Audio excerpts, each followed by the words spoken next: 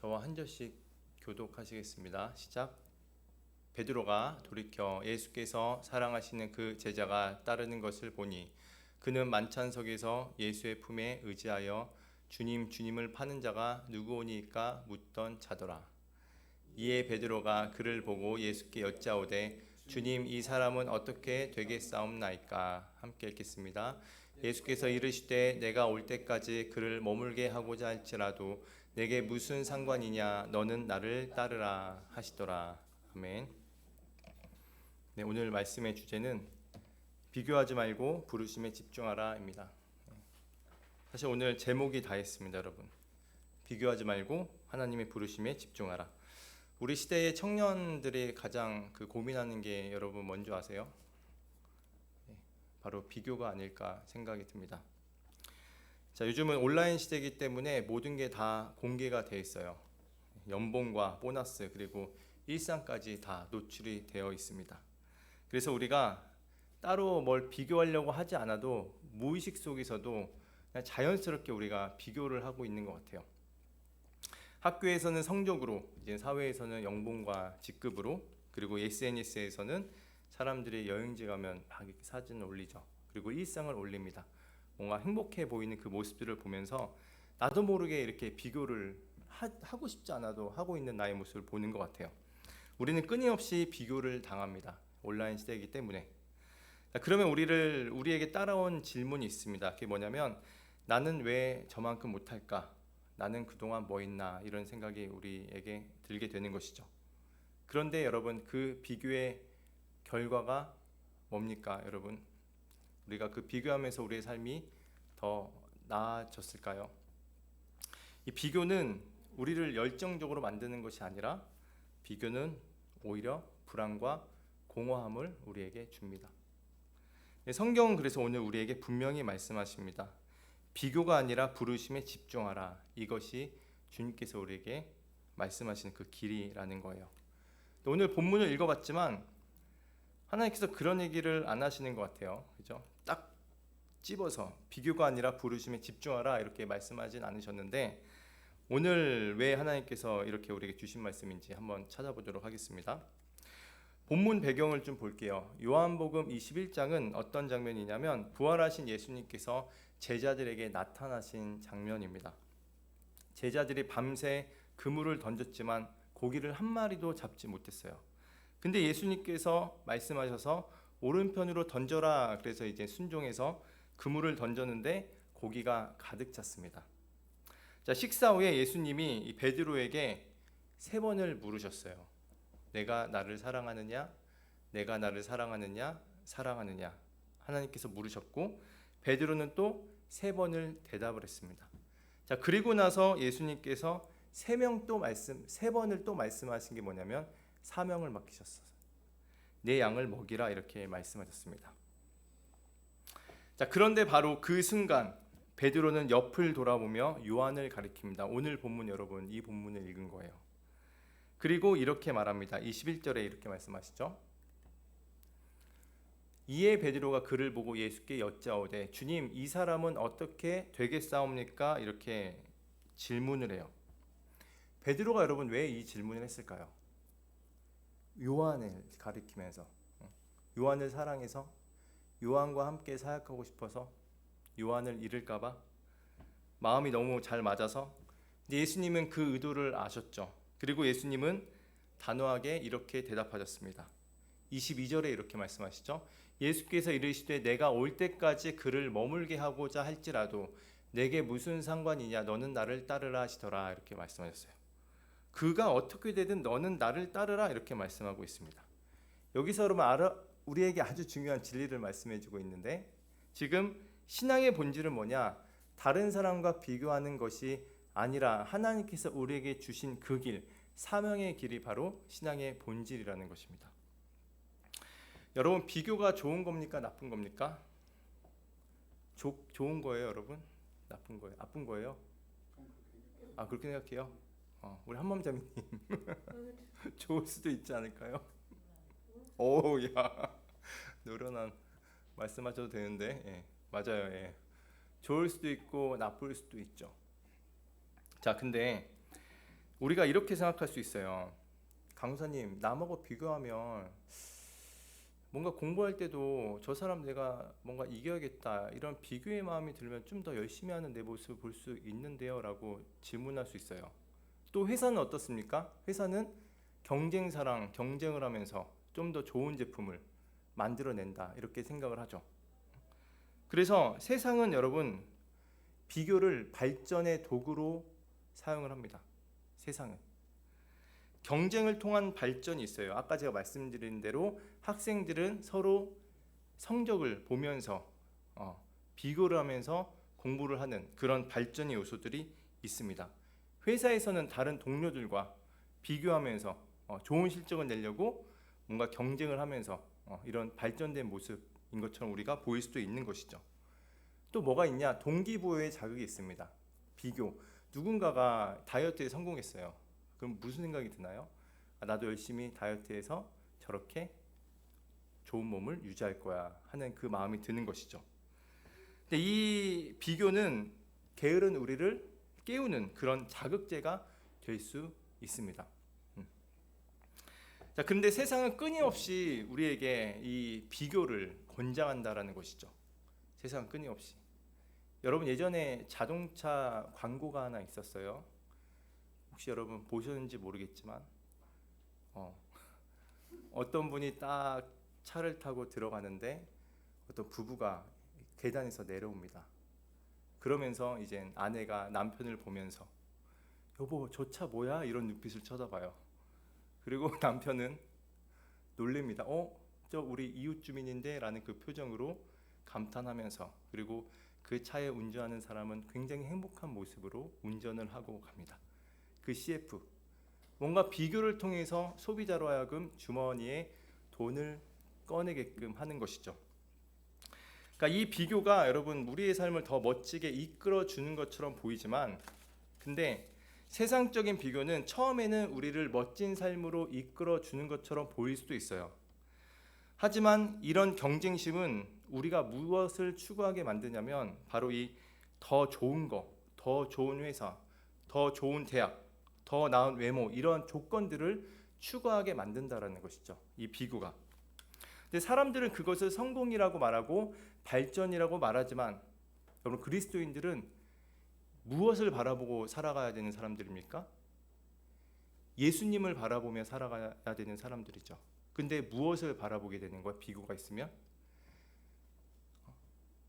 나에게 부족한 그것을 위해서 내가 갖고 싶어하는 거 비교를 통해서 내가 만족할 수 있는 거 그걸 목적으로 두고 그걸 바라보며 살아간다라는 것입니다. 이게 바로 그리스도의 아주 무서운 병이 되는 것입니다. 비교는 자꾸 우리를 눈을 어디를 향하게 하냐? 세상을 향하게 만든다라는 거예요. 이 비교가 예수님을 향하지 못하고 우리가 바로 다른 사람의 것들을 바라보면서 나의 정체성과 만족이 그 세상의 기준에서 나의 만족을 찾게 만든다라는 것입니다. 이게 굉장히 무서운 거예요. 그러면 우리는 어떻게 되는가? 하나님의 부르심을 잃어버리고 세상 속에서 끊임없는 경쟁과 공허함만 남게 되는 것입니다. 예수님께서 오늘 베드로에게 분명히 말씀하셨어요. 그는 어떻게 되든 너는 나를 따르라 이렇게 말씀하고 있습니다. 여러분 만약에 예수님께서 베드로가 질문한 것처럼 베드로가 이 요한은 어떻게 되겠습니까? 라고 질문했을 때 예수님께서 정말 다 답을 하셨어요. 이 요한은 순교하지 않고 끝까지 나중에 요한계시록까지 쓰죠. 오래 장수하면서 믿음생활 할 것이다 라고 말을 하게 된다면 이 베드로가 어떤 생각 가지면서 주님을 따를까요? 왜 요한만 그렇게 순교하지 않고 오랫동안 주님을 따르게 하는 거지? 이런 넘어짐이 좀 있을 수 있지 않을까요? 근데 하나님은 우리가 이 비교가 아니라 참된 만족과 방향은 어디에서 나오는 거다 이걸 말씀해 주시는 거냐면 주님의 말씀에 집중하며 살아갈 때 주님께서 나에게 허락하신 사명의 길을 갔을 때 그때 우리의 삶의 만족과 방향이 발견하며 살기를 바라시는 우리의 모습을 주님께서 말씀하고 계시는 겁니다. 여러분 그 베드로를 보십시오. 베드로는 지금 예수님을 3번 부인했습니다. 예수님 십자가에 못 박히셨을 때 도망가고, 그리고 많은 군중 앞에서 난 이 예수님 모릅니다라고 배신했던 그 베드로가 예수님께서 내가 나를 사랑하느냐 3번 물어보시고 내 양을 먹이라라고 이렇게 물어보셨을 때 베드로는 회복의 마음이 들었을 겁니다. 그 죄송한 마음에서 주님께서 나를 용서하시고 회복된 마음이 들었을 건데, 근데 그 베드로가 또다시 누구를 바라보냐? 바로 이 옆에 있는 요한을 바라보고 있다라는 것입니다. 그래서 이 베드로가 요한을 보면서 하나님께 옆에 있는 이 요한은 어떻게 되겠습니까? 라고 물어봤을 때 예수님께서 그의 시선을 바로 잡아주신 거죠. 너는 나를 따르라, 이렇게 말씀해 주고 계시는 겁니다. 여러분, 신앙은 비교가 아니라 다른 사람을 바라보는 것이 아닙니다. 신앙은 하나님께서 나에게 주신 사명의 길로만 가는 게 바로 우리의 믿음인 거예요. 여러분, 하나님의 부르심은 언제나 개인적입니다. 공통적이지 않아요. 아브라함은 본토 친척을 떠나 부르심을 받았습니다. 여러분, 그 당시에 모든 사람이 다 본토 친척을 떠나라는 부르심을 받은 게 아닙니다. 아브라함이 받았어요. 아브라함만. 그리고 모세가 어떻게 했습니까? 애굽의 왕 바로 앞에 서라는 하나님의 부르심을 받은 거예요. 모든 사람이 여러분 다 애굽의 왕 바로 앞에 서라고 부르심을 받은 게 아닙니다. 모세에게 하나님께서 특별하게 명하셨던 것이죠. 에스더는 어떻습니까? 왕비로서 죽으면 죽으리라라는 이 결단의 시간을 가졌습니다. 하나님께서 왕비로서 이 자리를 세우셨던 거예요. 다윗은 어떻습니까? 목동에서 어떻게 했어요? 왕으로 부르심을 받았습니다. 한 걸음 한 걸음 주님께서 그 길을 인도하셨어요. 여러분, 모든 사람이 목동이 다 왕이 되는 게 아닙니다. 목동에서 시작해서 목동으로 끝나는 사람들도 굉장히 많아요. 그렇죠? 그래서 여러분, 이 비교가 아니라 하나님께서 부르신 사명의 길이 각자 다 있다라는 것입니다. 그래서 하나님의 부르심은 여러분 한 사람 우리 모두에게 다 동일하지 않고 다 각자 다른 길을 가고 있다라는 거예요. 그래서 이 비교는 무의미한 것입니다. 부르심은 오직 누구만 갈 수 있는 길인가? 나만 갈 수 있는 길이에요. 여러분의 어떤 환경, 똑같은 환경에 부르심을 받은 사람은 없습니다. 다 다른 환경과 부르심을 통해서 하나님께서 여러분을 이끌고 계신다라는 거예요. 여러분, 현실적으로 한번 우리가 들여다봤으면 좋겠습니다. 우리의 삶에서 이 비교의 부분. 친구가 대기업에 합격을 했어요. 근데 나는 중소기업에 다녔다고 생각해 봅시다. 여러분, 그러면 어떤 마음이 들까요? 나도 대기업 가야지 하면서 중소기업을 그만두고 열심히 공부하면 대기업에 들어갈 수 있습니까? 들어갈 수도 있죠. 들어갈 수도 있죠. 아예 없다고 할 수 없죠. 그런데 하나님께서 보세요. 중소기업 그 회사가 다니는 게 너의 길이다, 사명이다 하면 그 길이 하나님의 길인 거예요. 하나님께서 지켜 보호하시는 그 길입니다. 또 이런 일도 있죠. 누군가는 결혼하고 가정을 꾸려요. 근데 아직은 나 혼자야. 근데 하나님은 우리는 비교할 수 있는 것이죠. 근데 하나님께서 어떤 말씀하세요? 너는 나의 시간표를 따라라. 나에겐 다 계획이 있다. 이렇게 주님께서 말씀을 하고 계시는 거죠.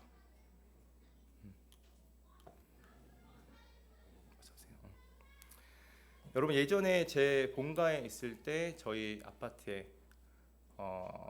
그때 제가 30 몇 살이었으니까 한 44살 정도 된 이 처녀분이 계셨어요.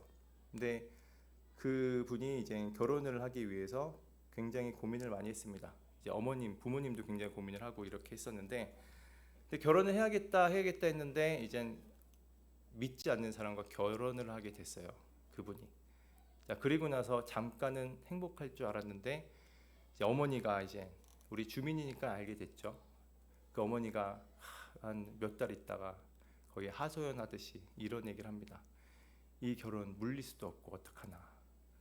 처음에는 그러니까 너무 급하게 결혼했던 것이죠. 하나님께 물어보지도 않고. 근데 신앙이 있는 가정인데도 결혼 딱 그 하나만 비교를 통해서 내가 얻고자 하는 그 마음으로 결혼을 했더니 그 뒤에는 수습할 수 없는 일들이 일어났던 것이죠. 근데 하나님께서 우리에게 다 계획이 있는데 우리가 무작정 우리가 그 비교를 통해서 뭔가 얻기 위해서 나아간다라는 것은 이렇게 우리가 넘어질 수 있는 일들이 일어난다라는 것이죠. 여러분, 교회 안에서도 비교가 일어납니다. 눈에 보이는 섬김들이 있죠. 뭐 제가 다른 뭐 성가대나 찬양하시는 분들 앞에서 드러나는 그 부분들이 있는데, 근데 나는 늘 작은 봉사만 해. 그럼 어떤 생각이 듭니까, 여러분? 막 다른 찬양팀이나 이런 분들은 막 칭찬을 받고 하는데 뒤에서 조그만 그런 섬긴하시는 분들은 보이지도 않기 때문에 칭찬을 잘 못 받죠. 우리 방송실 하신 분들이 특히 많이 그러잖아요, 그죠? 실수는 실수대로 많이 눈초리를 당하고 이러는데, 근데 여러분 진짜 눈에 보이지 않는 그 섬김 하나님께서 굉장히 귀하게 보시는 거죠. 앞에서 나와서 하시는 분들은 주변에서 막 칭찬해 주기 때문에 칭찬을 또 많이 받으면서 상을 다 받는 경우가 많이 있습니다. 하지만 보이지 않는 곳에서 비교하지 않고 꿋꿋하게 하나님께 주신 그 부르심에 사명을 다하면 굉장히 귀한 것이죠. 그 길이. 하나님께서 그 작은 자리, 그 자리를 충성하는 내가 바로 나를 따르는 것이다, 이렇게 주님께서 말씀해 주고 계시는 겁니다. 여러분, 결국 비교는 나를 갉아먹는 거예요. 내 영혼을 굉장히 흔들어 버리는 것입니다. 근데 그 부르심은, 하나님의 부르심은 어떻게 하는가? 나를 세우고 주님을 바라보게 된다라는 거예요. 그래서 여러분, 비교를 반드시 멈추시길 바랍니다. 비교는 여러분 영적인 문제예요. 우리가 타락했기 때문에 우리는 자꾸 눈에 보이는 것을 보고자 합니다. 비교를 자꾸 하려고 한다라는 거예요. 근데 여러분, 우리가 이 죄성이 있기 때문에 비교를 안 하겠다 한다고 해서 사실 안 하게 되는 것은 아닙니다. 그래서 우리가 훈련이 좀 필요해요. 영적인 훈련. 그 세 가지를 잠깐 좀 보도록 하겠습니다. 첫 번째는 감사의 습관을 가지십시오, 여러분. 감사의 습관. 비교는 여러분 우리를 늘 부족함을 보게 만듭니다. 비교는. 하지만 감사는 어떻습니까? 이미 주신 은혜를 바라보게 만드는 거예요.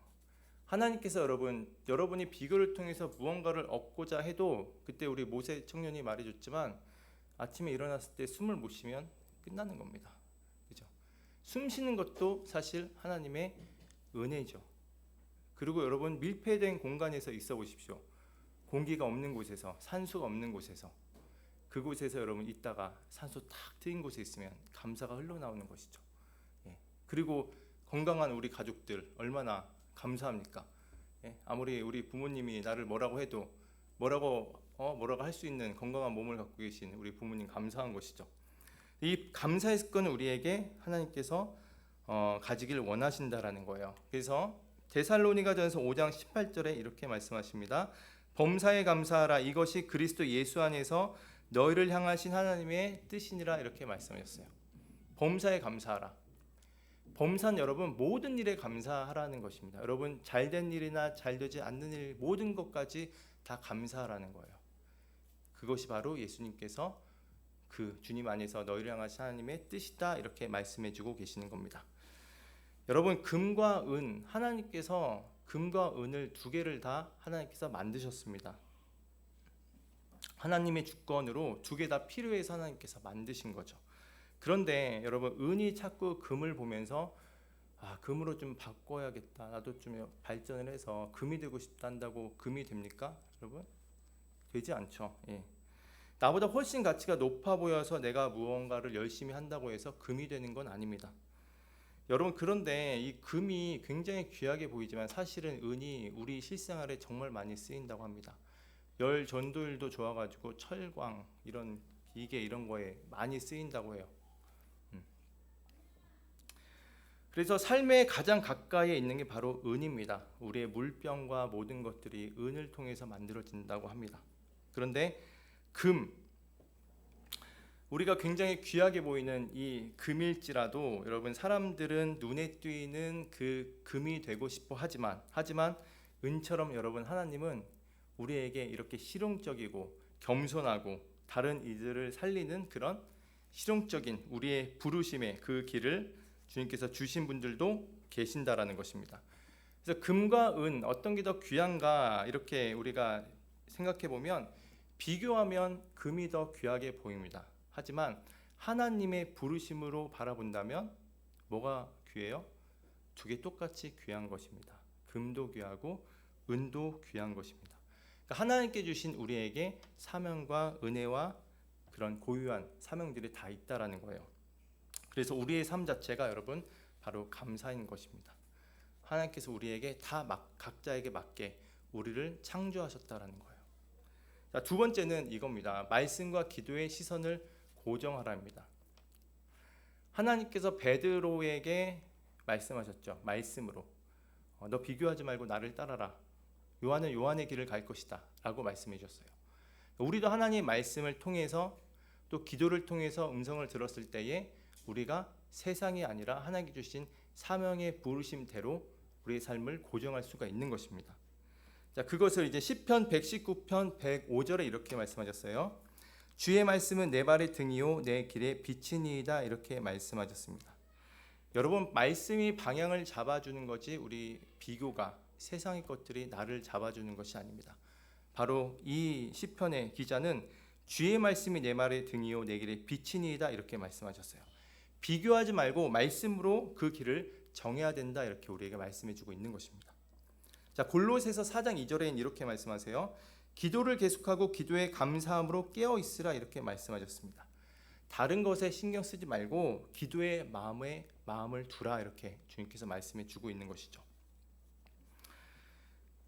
여러분, 우리가 말씀과 암송과 기도 이런 하나님께서 주신 영적으로 충만한 이런 삶을 살아갈 때 여러분 다른 사람이 잘 될 때 박수 칠 수 있는 것입니다. 영적으로 우리가 다 주님 안에서 채워졌을 때, 왜 우리 안에는 예수님 그 어떤 것보다 귀한 예수님이 계시는 거잖아요.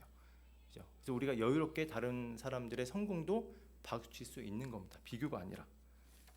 그래서 우리에게 주님께서 그 말씀하시는 거예요. 말씀과 기도로 무장하라 이렇게 말씀해 주고 계시는 겁니다. 자, 세 번째는 공동체 속에서 부르심을 확인하라입니다. 세 번째. 자, 고린도전서 12장 8절에 이렇게 말씀하세요. 그러나 이제 하나님이 그 원하신 대로 지체를 각각 몸에 두셨으니 이렇게 말씀하셨습니다. 여러분, 교회 공동체는 경쟁자가 아닙니다. 하나님께서 같이 세우신 동역자인 거예요. 하나님께서 어떻게 하셨어요? 공동체 속에서 각자에게 주어진 역할과 분담이 다 다른 것입니다. 아까 제가 금과 은을 말씀드렸지만 사람마다 다 하나님께서 두신 영역이 다른 겁니다. 이 말씀 속에서도 하나님께서 원하신 대로 지체를 각각 몸에 두셨다 이렇게 말씀하셨습니다. 어떤 사람은 여러분 이 팔의 역할을 하는 사람이 있고, 어떤 사람은 이 몸의 역할 하는 사람도 있고, 다리 역할 하는 사람도 있어요. 여러분, 아무리 눈에 보이고 한다 해도 발바닥이 없으면 걸을 수 있을까요? 못 걷죠. 예, 아주 중요한 역할을 하고 있죠. 사람들 보이진 않지만. 하나님께서 우리에게 어떻게 하셨냐, 이렇게 하나님께서 원하신 대로 지체를 다 몸에 우리가 하나로 공동체로서 동역자로, 경쟁자가 아니라 비교가 아니라 이렇게 나아가게 하셨다라는 것입니다. 우리가 공동체에서 우리의 부르심을 우리가 확인하는 거예요. 여러분, 오늘 우리에게 주님께서 말씀하셨습니다. 무엇을 말씀하셨습니까? 비교하지 말아라. 각자에게 주신 하나님의 사명이 있다. 그 여러분의 사명은 그 어떤 사람도 할 수 있는 게 아니에요. 여러분만 할 수 있습니다. 그 사명의 길. 오늘 베드로가 요한을 보면서 예수님께 이 사람은 어떻게 되겠습니까? 라고 물어봤을 때 예수님이 요한은 신경 쓰지 말고 너만 신경 쓰라 이렇게 딱 말씀하신 것처럼 우리도 다른 사람의 이런 보이고 비교를 우리 마음 가운데 들었을 때 주님께서 우리에게 말씀하시는 거예요. 너는 내 길만 가라라. 다른 데 보지 말고. 그럴 때 여러분 우리가 흔들림이 없는 것입니다. 우리가 다른 거 자꾸 보이면 어떤 생각이 들어요? 나의 부족함만 보여요. 그죠? 근데 하나님께서 우리에게 고유하게 주신 영역들이 다 있다라는 거예요. 우리의 삶은 그리스도인은 이 삶만 가면 됩니다. 하나님께서 주신 부르심에 우리가 집중하며 살아가면 되는 거예요. 다른 건 다른 사람들이 하는 것이고, 금은 금대로 하는 것이고, 은은 은대로 하는 것입니다. 부르심대로 순종하며 나아갔을 때 여러분 우리의 삶이 공허함이 없는 것입니다. 우리가 자꾸 비교할 때 공허함이 우리가 일어나게 되는 것이죠. 그죠? 그래서 여러분 주님만 바라보고 하나님만 집중하고, 여러분에게 주신 사명들을 여러분 아시는 분 다 있으실 거라 전 믿어요. 그죠? 예. 없으신 분들 기도하십시오. 예. 여러분 각자 저는 보입니다. 여러분 하시는 모든 한 삶 하나하나가 어떤 사명으로 부르셨는지 보여요. 예. 어떤 분들은 스마일, 웃는 걸로 진짜 하나님의 부르심을 감당하신 분이 계십니다. 예, 사람마다 다 다른 거예요. 그래서 주님께서 우리에게 똑같이 오늘 말씀하셨어요. 그는 어떻게 되든 너는 나를 따르라, 이렇게 말씀하셨습니다. 그래서 우리가 비교로 사는 것이 아니라 어떤 삶을 살아야 된다는 거예요, 여러분. 오늘 이 하나만 기억하시면 됩니다. 비교가 아니라. 이렇게 길게 설교했는데 비교가 아니라 뭐예요? 사명의 길만 따라가라. 사명의 길만. 하나님 말씀대로만 따라가면 되는 겁니다. 다른 거 보지 마시고 여러분, 주님만 바라보고 가십시오. 그게 여러분을 아주 건강한 신앙으로 여러분을 만들 겁니다. 그래서 여러분, 우리 함께 우리가 이렇게 고백했으면 좋겠어요. 주님, 제가 옆을 보지 않고 뒤를 보지 않고 오직 주님만 보고 따르겠습니다라고 여러분 이렇게 고백했을 때 여러분의 길이 흔들리지 않고 아주 풍성하게 여러분 그 길을 따라가는 여러분의 모습을 보시게 될 겁니다. 그래서 여러분, 오늘 저와 한 번만 따라해 주시길 바랍니다. 나는 비교하지 않겠습니다. 주님이 부르신 그 길만 따르겠습니다. 아멘. 예, 여러분, 청년 때는 많이 보일 거예요. 비교할 것들이. 비교하지 마십시오, 여러분. 그럴 때 여러분 평안하게 주님의 길을 가실 수 있게 되는 것입니다. 그래서 여러분 한 주간 또 이렇게 살아가시는, 주님 주신 그 길만 보고 가시는 저와 여러분 되시기를 간절히 소망합니다. 아멘. 우리 같이 찬양하실 텐데 하나님의 부르심 같이 찬양하도록 하겠습니다.